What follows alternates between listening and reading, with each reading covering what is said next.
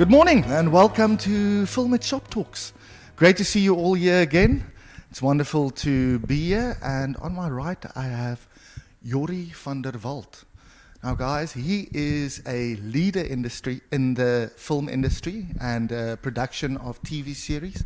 He is named as a visionary and a leader in his field. His list of accomplishments was too long, so I'm just going to say where he started. He started with his film Klein Karoo in 2013, which was his first film, and then that did very well at the box office. Okay, that outshined even Steven Spielberg's Lincoln the first week in South Africa. So a very popular and cool film, and he's got his own production company and has made numerous movies, TV series, and has won numerous accolades as well. So, over to Jorrie. Jorrie, welcome here. It's really nice to have you here. And Thank you. I just want to, tell us a little bit about yourself, maybe what you're busy with at the moment. Yeah, hi everybody. It's what an amazing initiative. It's when Luna contacted me about this, I was like, it's always, I think, it's our new generation of filmmakers, and I mean, if I could have got any of this information when I was younger, it would have been worth so much, so I think it's an amazing opportunity. On myself, I've been working in the industry for about 15 years, so it's been a long journey. Done about, I would say in the last course of 6 years, about 13 drama series as cinematographer, about 7 feature films. So I've been working quite non-stop, I think, on a lot of stuff. You name it, I probably shot it. So, no, not. But yeah, it's altijd as hy beweeg het, dan skiet ons dit. If it moves, we shoot it. So we've shot a lot of stuff. Started out in the industry doing a lot of lifestyle shoots, a lot of wildlife photography, stuff for Animal Planet, National Geographic. We did a lot of different type of wildlife, over to sport, live events. So I think it's just a variety of experience. The whole kit and caboodle. Yeah, basically, on the camera side, yeah. Okay, awesome. Listen here, can you please tell us, what is the difference between a DOP and a cinematographer? Is there a difference? No, there's no difference. No difference. So, it's a DOP, Director of Photography. We also talk about a DP, Director of Photography, or cinematographer. Okay. I think it's a term very loosely used. So everybody's a cinematographer. It's not really like that. Because I think the industry is so vast and the type of content is so vast. If you do a music video, you can do a lifestyle shoot, you can do your own little documentary, you can call yourself a cinematographer. In my opinion, a cinematographer is somebody who's got a bit of a bigger team behind them. So if you do anything specifically in the longer format, so your drama series, a feature film, okay, that's yes, in my terms where it's a credible credit to be a cinematographer. But then again, a music video will have a cinematographer, okay, or a director of photography. It's the person that's telling the visual side of the story and executing it, and a lot of it is technical knowledge. Okay. So a lot of it has to do with understanding cameras, lenses, lighting, massive part of it. Okay, so for the DOP cinematographer, it's important to know the equipment as well as have a good eye. Yeah, I think it's. I think knowing equipment you can always learn, but having a good eye is something that's quite. Yeah, it's something that you either have or not, and you can learn the parameters within that. But a lot of it is feeling, and is to actually be able to see. It's the same as photography, basically. Okay. Everybody can take photos, but not everybody can take good photos. So there's also the principles of the balance and those kind of things when you do a shot, just like in photography. Yeah, exactly. Composition. How are you going to use your composition? Why am I composing a shot like this? What am I telling through it? So you've got your composition, then you've got your lighting, which is a massive part. Okay. So there's always a reason for structuring your shot in a certain way because it's part of the storytelling. Is that correct? Yeah, look, I think there's, especially if you talk about the narrative longer format, like a drama series stuff, everything needs to be motivated. And at the end of the day, you can have the most amazing visuals, but if there's no story, it's pointless. Because the story is what's going to sell it. The story is what's going to sell the dreams, what's going to get people to actually watch it. Nobody's going to watch your cinematography for just shots. It's the story that engages you at the end of the day. So you need to find a way to visually tell this story. Story is the most important, but how can we enhance it? What can we do with this to make the story even stronger or better? Okay. And how are we visually going to represent this?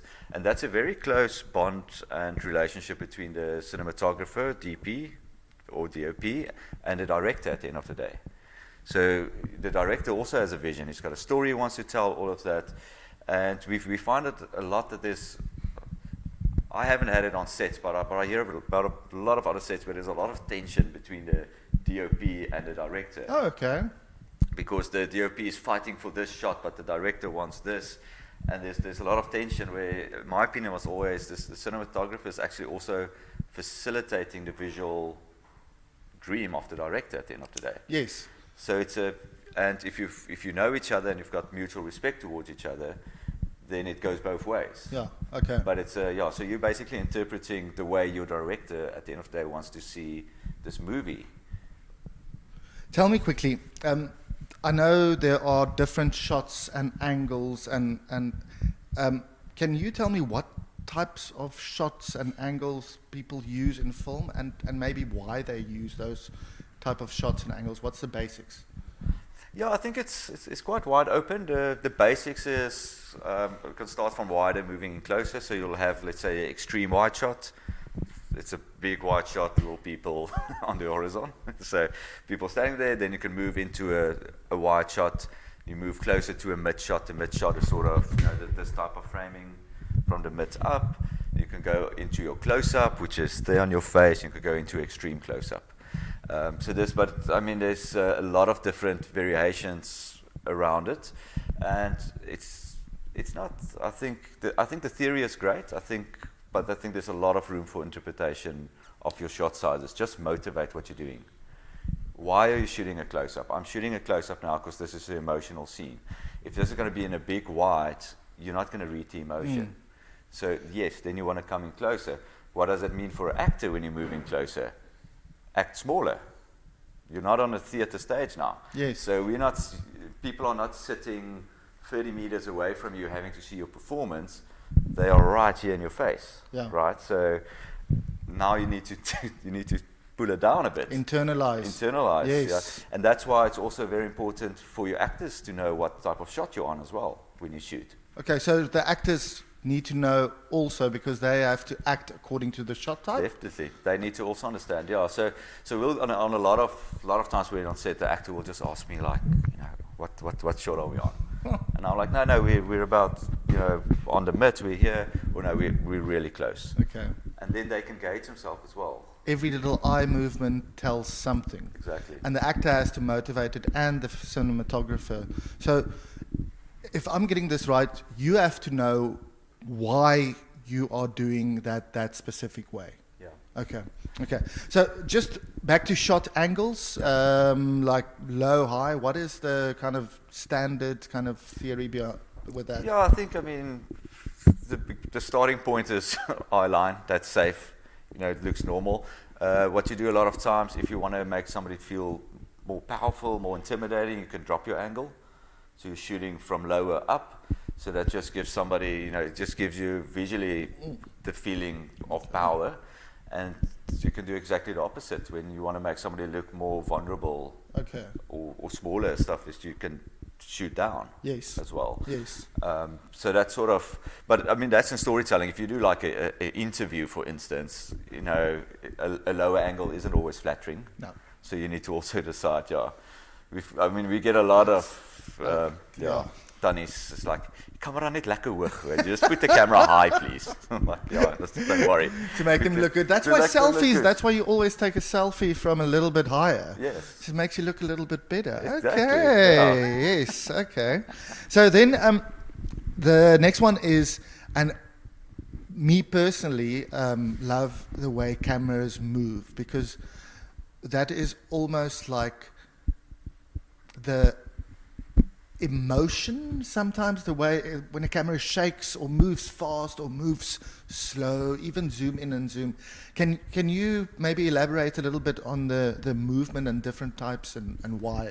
Yeah, I think movement gives life to your image, but it also needs to be motivated. So let's say it's a big action scene, a lot of running around and stuff. You know, if the camera's just static, locked off, you know, it doesn't really sell the intensity and that type of stuff. So that calls for a handheld shot. The camera moves with a person. There's different type of gimbals you can use. You can go on the shoulder, really loose, handheld as well, to sell that. And then there's also your more classic approach, which will be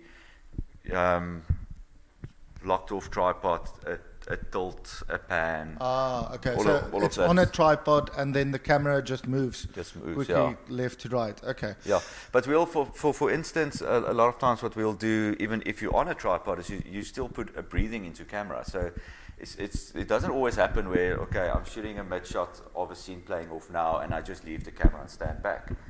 That is a classic style, but a lot of times you will actually loosen the tension on your tripod head, and you'll just put a little bit of drift and breathing in to just give life to that image. But once again, it needs to be motivated. What are you trying to tell? Why are you doing this? If you can always ask yourself the question, any shot, any movement, why am I, as a camera operator, DOP, why am I doing this? And you can give yourself a good enough answer, then you're going to be on the right track. That's some great advice, guys. So you have to know why you're doing the movement, the angles, the different type of shot, and if you as a DOP can get that, you're on the right track. Okay, then, what is your philosophy on telling stories through camera movement, angles, and types? I know this is wide open. Ooh. No, you need your best to tell the story. You need to treat the story. So, and I'm speaking specifically on a narrative. So, there's a script writer. The script writer has a vision. People then buys into this vision of the script.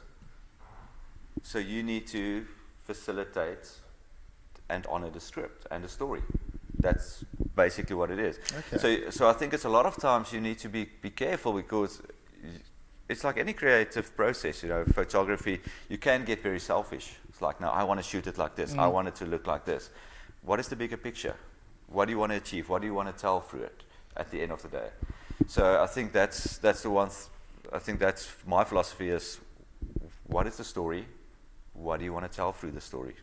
Okay. What's the end goal? That's at the end of the day, you are part of a bigger machine, team. Bigger team. Yeah. Okay. Yeah, because it's. I mean, that's the amazing thing about this industry and what we're doing is there's so many experts in different fields, but at the end of the day, it's a massive synergy between all these people to make this thing work. I mean, you can have the best script. If you don't have good actors, it's pointless. Yes. You can have good actors. If you don't have a good script, it's pointless. You can have a good script and good actors, but if you film it out of focus, it's pointless. So it's almost like, I can almost say it's like cricket. Okay. It's like this. It's a team sport, but there's a lot of individual moments and brilliance that has to happen throughout. Okay, so it's about the team, and everybody needs to work together for this single purpose. I must tell you that's what I love about the film and the theatre industry as well. There's a product to deliver, and everybody needs to work together. And even though you might think that you are more important than the other one, if you don't have the right lighting guy and he's not awake in the morning, that's not going to work. So, what films do you like and why? What films is your favorite, and what films should they go watch? Yeah, I've got a very different approach than a lot of other people. It's good to look at stuff and get inspired. That's really good. Okay. But I feel we've got the tendency to copy. Okay. And it's very important to get your own unique cinematography language as a camera operator. So when you start off, yes, watch films, watch don't just watch local stuff, don't just watch American stuff, watch French films, read some subtitles, all right? Don't be scared of subtitles. There's amazing Korean movies. Wow. So don't just stick within your boundaries.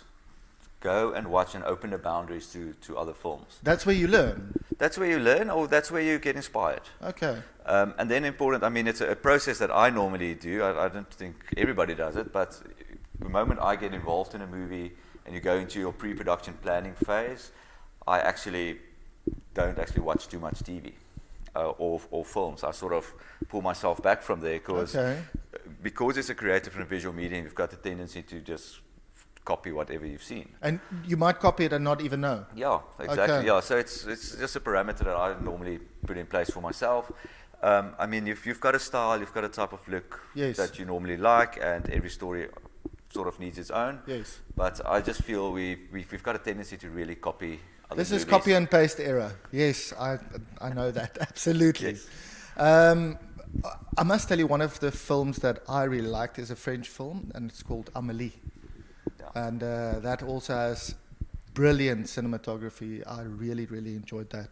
So, do you sit in on the table readings as the DOP?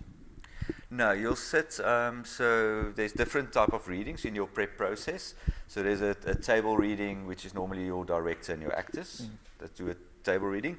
We normally do a tech read-through. So it's a technical read-through where you'll sit with all the different head of departments around the table. You'll work through the script. Okay. So that will be your director, it will be your art director, your wardrobe, your first AD.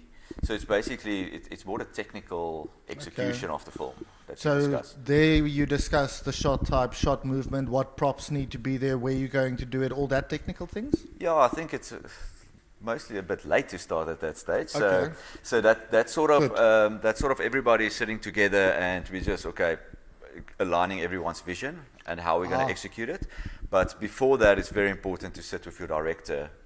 So just the DOP and the director, and that's where you plan the shot types. And that's where you sort of, the visual style and how you're going to execute it, and very specific scenes. With the type of films we do in South Africa, we don't have a lot of prep. There's no time. There's not a lot of time. So some of the drama series that we do, which is a 13 episode hour, you've got a week prep, right? So because of budget constraints. Other features, you might get 5 weeks, 8 weeks. So it depends on the type of movie. So you don't always storyboard everything.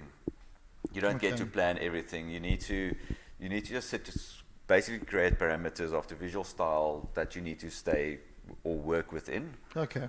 And that will be, for instance, we did one series called Complex.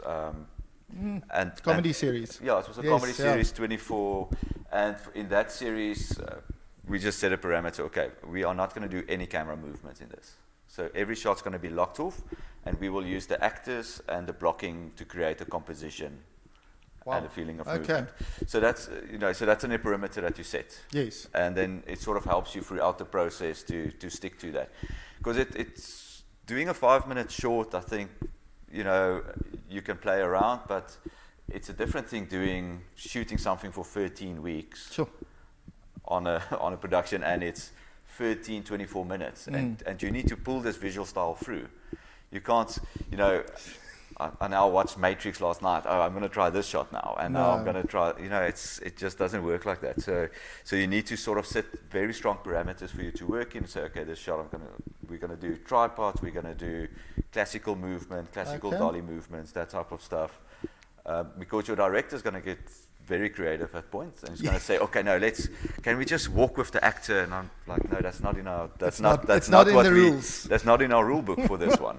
So you make up your own rules, stick to the rules. If it's a long series, for the short films, they can still play around Definitely, it a little bit. But just motivate it. Okay. What's the reason for it? So, but play. But I think like a short film, you've got time to properly plan. Because 5 minutes there, you should have more than enough time. Planning. Yes. Okay. Then, you and the lighting technician, do you guys work very closely together? Yeah, definitely. I think as a cinematographer, yes, camera movement, framing, composition, very important. lighting even more important. Even more? I think so, yeah. Wow, okay. I think that's what sets you apart, basically. Because at the end of it's like stills. I mean, everybody can take photos these days. You do it on your phone, you do it here. Anybody knows basic composition. It's the camera tells you. Yeah, camera can sort of tells you composition sometimes. It's easy to fix in the edit, just adjust it and that type of stuff. And that's sort of the same between, so I mean, you get your camera operators as well. So you get people that's just a camera operator, they're not a cinematographer. They're not there yet, or they're fine just operating. And they'll operate for a cinematographer. Oh, wow. But we mostly operate ourselves. Okay. In South Africa? Yeah, in South Africa and for a budget. And it's sort of a way of quality control as well. Because you sort of, you're hands-on every single shot that you shoot. Do they need, I mean, they don't need film lights to create nice lighting. Can they get like a nice floodlight and at builders and do some interesting stuff with that? Yes. Okay. You can. Look, I think, you don't want to pitch up at your corporate client with a floodlight from builders. No. So then your film lights become really important. And when you really go into the higher end market, there's certain LEDs that's like very color accurate. With a higher IRC ratings, and then your cheap LEDs might have a bit of green in it. So your type of lights are important.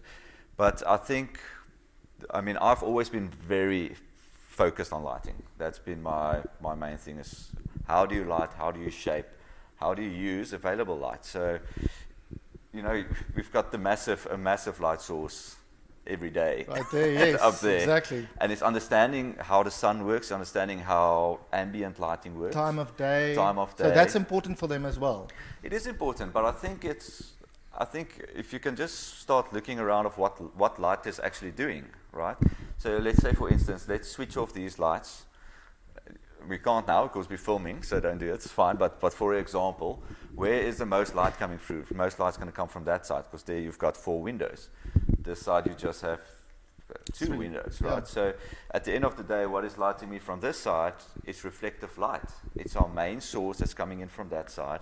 It's reflecting, it's bouncing against the wall, coming from the ceiling or whatever, and that's sort of lighting you from this side. So you can actually work with natural light quite a lot. And then what would you use to bounce more light off? I think the thing that most people don't use is actually, we call it a negative. So for example, and just say if this gets too complicated because I can really go into technical stuff, so I'll try and keep it practical. But let's say you've got the sun beaming through that window, right? It's hitting a wall on this side, and that light is lighting this side of my face. So if I want to go more moody, what do? You remove the reflection of this light. So you can hang a black cloth. Black cloth? For instance, on the right side. So now this side of the face is darker. Haven't used one light. We've used angle of light. We've used available light. And it's basically, and that's what you call a negative. Is that right? So that's a negative. So the positive would be your key, your main key. Okay, and then if you want more light, it would be, can you hang a white sheet? Yeah, so if you want more light, you can do a reflective bounce, polystyrene board, so it doesn't need to be something really expensive. They've used, we don't use it as much anymore, but they used to use a lot of mirror reflexes. Oh, that's like, so your reflector would actually be a mirror. Wow. That must get hot. That must get very hot. But if you don't have budget for a massive strong light, and you can plan where the sun is going to be at a certain time, you can bounce it into a massive mirror through a window. Okay. And you can create an effect. So there's a lot of creative ways. I think we overcomplicate it, and I think there's a lot of people in the industry that's sort of spoiled, so they've only worked with proper lights and equipment. I'm not like that. I mean, when I just started, even in school, I just started making my own videos. And then I started making corporate videos, and I had 3 park can lights. No way. This is your starting lights. And you just bounce your park cans into polys and into, a reflective and stuff. And that's how I lit scenes, and even for clients. I remember at university, we used a car, like a reflector that you put in a car to keep the sun out, and on that one silver side. Yeah. And that was my job on the set. I was the guy that walked around, and at every shot I would take out my car cover and then get the light on the beautiful lead actress so that she looks pretty. Okay. Yeah. So you can be creative, guys. There's a lot of ways to get the shot, but you must motivate it. Yeah, but I think we tend to say, oh yeah, sorry, this looks like this because we don't have budget. Yes, I understand. But if you work with natural light, there's a lot of stuff you can do to really shape your image. That's fantastic. And play around with it. That's the only way you're going to learn is to try different stuff. To light stuff in a different way. Completely dark room, just use one practical bulb, for instance, and see what that light is doing on somebody's face, what type of shadows it's creating. Start moving that light around. See, okay, now it's frontlit, doesn't look as nice. Just keep moving it around, then it becomes a backlight. Yes. Because you need to understand what every single light source. So we might do a lighting setup with 25 lights. Sure. But you need to know what every light is basically doing and what is the purpose for that light. Tell me, with sound, do you work a lot with a sound technician as well? Do you have a lot of knowledge there? I do, but it's not from cinematography side. Okay. So I've got a lot of knowledge because, when I started off with lifestyle and stuff, I had to do camera and sound, the same as you're doing here on the streaming. So you have to mic up your presenter, and then you need to film it, and you do links, and you go to places. So you do gain a lot of experience in that. But in the cinematography side itself, you've got a sound technician that they specialize great. in it. So if it's a professional film, you will have a sound technician. Yeah, but you still need to understand sound as well, because you've got a specific frame that you're shooting. Yes. But they still need to be able to get a boom mic in as well to record that sound. So there is sort of mutual respect towards each other. Okay. I think the soundies are normally like on the bottom of the food chain, because it's all about we need to get this footage, we need to shoot this, we need to get this, and they're like, but we need good sound as well. Guys, don't forget about the sound. So there's a lot of running jokes between camera and sound. Who's the most important? Yeah, but it's both are. The ear or the eye. Yeah. Yes. It is just ADR is a lot cheaper than fixing stuff in visual effects. I understand. So who's your go-to right-hand man or right-hand girl on the set? Man or woman, whoever? Yeah, so I think you've got on a film set, you've got your AC, which is your focus puller. So it's somebody that's actually just doing focus for you. So you've got a wireless or it's on camera, and they're doing focus so you can concentrate on composition and get all of that stuff. Because it gets quite technical, you need to physically see the metering on your lens, 2 foot, 6 foot, where's the actor, where's the focus line. Where if you operate and focus yourself, you can easily miss it, especially if somebody's walking towards camera, because you're blind, you can't keep composition and see on your lens where my metering is. So just let me get, in the movie industry, there's one guy's job is just to focus the camera. Yeah. That's a job. And if you're really good at it, it's a good job, yeah. It's a good job. Yeah. It's a very important job. So that is his job, guys. Well, he has to focus the camera. Yeah, but he's also sort of the head technician on camera, so he needs to understand settings and if anything goes wrong, how to fix it. Okay. He does the lens changes if you need to do a lens change. He then has an assistant underneath him to make sure, so he's responsible for the camera at the end of the day. But his main focus is focus. His main focus is focus. Yeah. Tell me quickly, how shooting for the edit, what does that mean for you? Yeah, I think you also as a DOP need to understand editing. That's a very important part, because you're also determining the shot sizes, the type of shots you're going to shoot, and how that's going to be cut together in the edit at the end of the day. Okay. What we do a lot of times is also censor the editing process by not shooting certain shots. Oh. So I'm not going to shoot a white here, because I'm not going to be involved in this process. This scene needs to be a mid shot and a close up. So I'm just going to shoot a mid shot and a close up. Okay. I'm not going to give the option to the editor. Yes. This is the visual story. This is how we're going to tell it. Okay. But that's between you and the director to decide. Okay. But you need to understand 100% how shots cuts together, what's going to cut together. So you almost have to know what your movie looks like at the end, or you have to have a very clear idea. Yeah. So guys, our one light just failed. So when you look at this movie, have a look how that affects our faces. Now we're only mainly lighting from this side, right? Yeah, there's a negative on this as well. We've got very bright top lights. Good. Which is That's good not for... changing a lot, though. Okay, thank goodness. So, then, if you had to give advice to learners shooting with cell phones, what would that be? I think it's incredible what you can do with cell phones these days. I think just plan it. What are you going to do to make it look different than everybody else with a cell phone? I think that one of the first things is going to be lighting. Motivate lighting, take light away on the one side. Try and get that type of shape and contrast, because it's the problem with a cell phone. It's got quite a high dynamic range, so sort of everything is lit and bright. Okay. So it's incredible stuff, what guys are shooting with cell phones these days. Yes. Experimental films, all of that stuff. But you just need to plan. You need to figure out your shot sizes. How are you going to tell the story? Okay. So you have to plan as well. I know that there are certain apps that you can use to cut out the auto settings on a phone. Yeah, that will help. So go have a look on Google Play or Apple Store.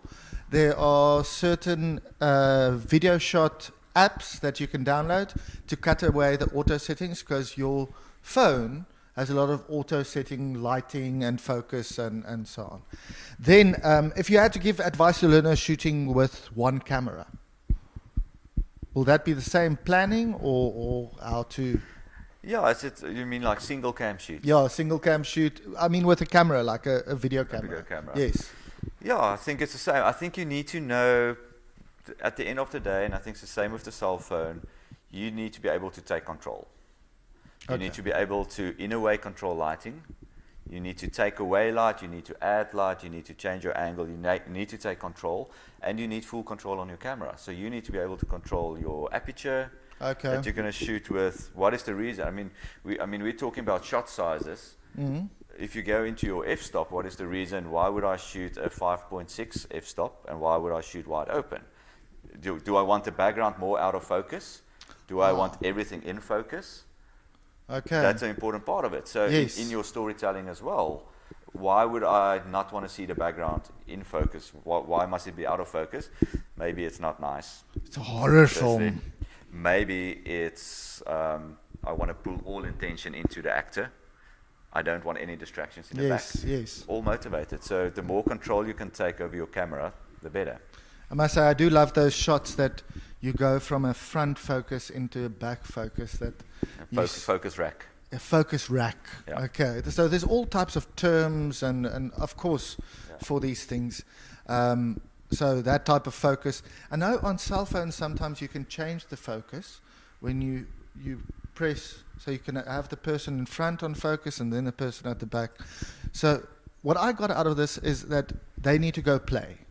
Yes. And play with purpose. Yeah. So that's the only way you're going to learn is to go make content, right? So, that's what I've been doing my whole life. Like, if I don't have work, I'll go shoot something. I'll phone a friend. I'll go do a video. I'll do a music video. I do just go do stuff. When I started, when I started studying I studied in Potch. Very early, I realized I'm not going to get my hands on a camera here. Wow. Right. I've done a few stuff before that, so I basically went to 2 corporate companies and said to them, look, I will make a corporate video for you for free. You just pay for the rental of equipment. Wow. Okay. And that's how it started. And eventually they became my clients. And So eventually they were able to buy equipment. And So they paid you eventually for the product. eventually, yeah, but it's so we need to be willing to put in the time. I think that's the main thing.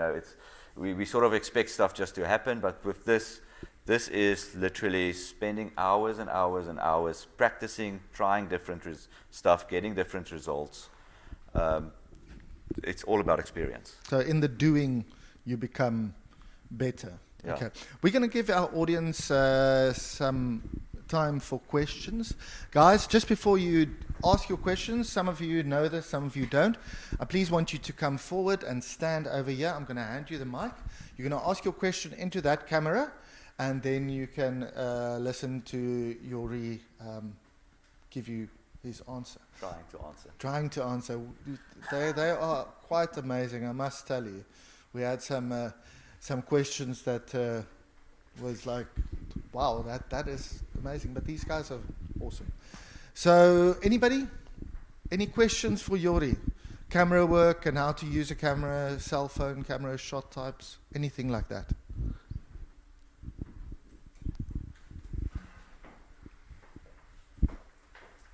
Just tell us who you are and from what school. Okay, I'm Tom Siebert from Paul Boys High. Oh, to the camera. I'm Tom Siebert from Paul Boys High. So I have a question. Must I say the question to the camera or to the? Okay. So it's quite weird. So like in a script, I don't know if it might be disrespectful, like to the director or something, if you write the shot like this is going to be a wide shot. You as a screenwriter are deciding this is going to be a wide shot. So do you write what shots you're having in the script, or do you just leave that, to have a conversation later with the director or somebody? Okay, now you can look at me. No, I think it's important if it's something that the scriptwriter feels is important, then there's a reason for it, right?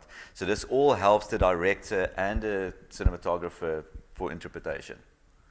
Maybe at the end of the day, the way you interpret the script isn't the same as the scriptwriter even, and you might decide, look, we're not going to do this on a wide. We know what this location is going to look like. We know the parameters we're working in. So, but it's definitely not disrespectful for a scriptwriter to write in the shots. I think don't go too lyrical about it, because you might end up with a script that's 100 pages long, and half of it is just shot descriptions. So it becomes very difficult to time how long your movie is going to be, or your short film. So don't go too into detail, but if there's shots that you think really worth it, you need to write it in. Okay. Cool. Thank you. So guys, the reason why you're speaking into the camera is because we're going to go a little bit close on you. You're going to ask it, so we're going to cut from your close-up to a wide, where he answers the question. Okay, that's why I know it's weird, eh? Welcome to TV work. What matters is what they see. You get what I'm saying? Okay, that's going to get cut out anyway. Okay, another question? Anybody? Come. It's like a presenter workshop. Yes, well. exactly. Into that. I'm Jan-Hendrik from Roos Gymnasium, and I just wanted to know, when you are filming like a documentary type of comedy like Modern Family or The Office, is there any tips for those little documentary scenes behind the scene, not part of the actual series, but when the one-on-one with the camera and the actor? Is there anything, tips for that type of shooting? Are you talking about documentary? Yeah, like or when... Or are you talking about mockumentary narrative? Yeah, like a mockumentary. Yeah, I think it's, on the style side, I think that's normally a little bit looser. Because, I would say in a mockumentary, your camera becomes a bit of a character as well. I don't know if you've seen it. So normally your camera will be a lot looser, so there will be a lot of handheld. Cameras breathing, it's like, it's present, it's somebody that's there. And then they'll do that little zip zooms, a lot of times like crash zooms, interface, sort of just remind you like, I'm here. So the camera becomes a character in that type of shoots. So I think that's what I like about that style. It's real. It feels like you're part of the movie or the story. It doesn't feel staged. It doesn't feel removed. And that's a lot to do with the camera style that they use. Okay, thank you. Okay. Some more questions? Yes, please.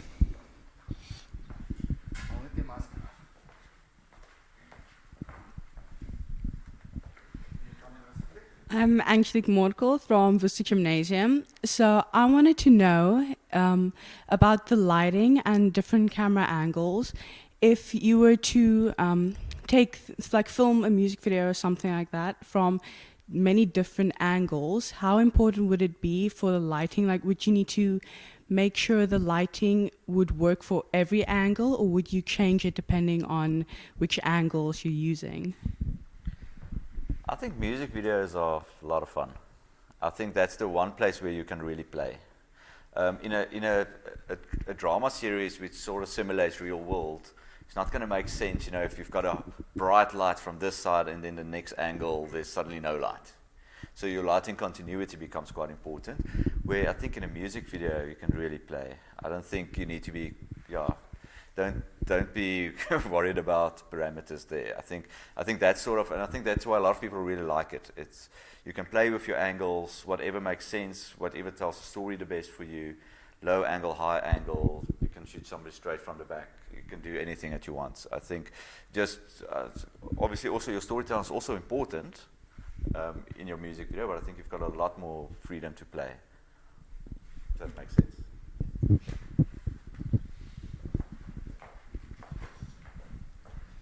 Any other questions, guys? Okay. Well, thank you so much, Jorrie.